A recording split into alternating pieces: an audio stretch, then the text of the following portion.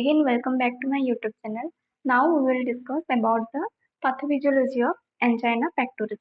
Okay, तो पहले है due to the etiological factors, blockage of the coronary artery, imbalance between myocardial oxygen demand and supply, myocardial ischemia leads to stimulation of pain receptor in myocardium, leads to angina pectoris. तो हमें पता है कि heart के muscles को जो blood supply करता है वो ब्लड वेसल है कोरोनरी आर्टरी।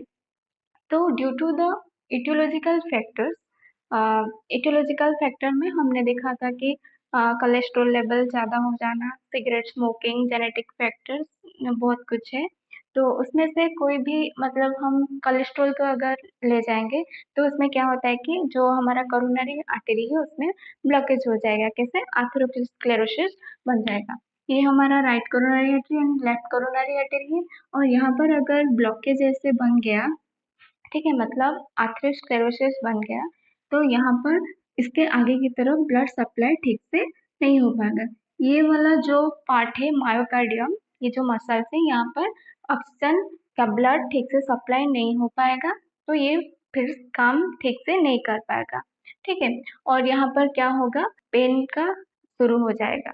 ठीक है, तो पहले से बता देती हूँ, पहले क्या होता है, due to the aetiological factor कुछ भी स्पाजम हो गया, फिर वो जो क्या एथेरोस्क्लेरोसिस हो गया, कुछ भी, फिर होता है क्या, blockage of the coronary artery. Coronary artery में ब्लॉकेज हो जाएगा। ब्लॉकेज होने के बाद imbalance between myocardial oxygen demand and supply, myocardial muscles को जितना ऑक्सीजन चाहिए उतना पहुंच नहीं पाएगा क्योंकि ब्लॉकेज बन गया है। ठीक है, स्पाजम हो या फिर एथेरोस्क्लेरोसिस बना है। ठीक है, ये स्पाजम हो गया हो या फिर एथेरोस्क्लेरोसिस बना, तो यहाँ पर जो मायोकार्डियल का मसल है यहाँ पर ठीक से ऑक्सीजन सप्लाई नहीं हो पाएगा। नेक्स्ट है मायोकार्डियल इस्चेमिया। अगर कोई भी सेल में ऑक्सीजन का लेवल अगर डिक्रीज हो जाएगा तो वहाँ पर क्या होगा, इस्चेमिया होगा।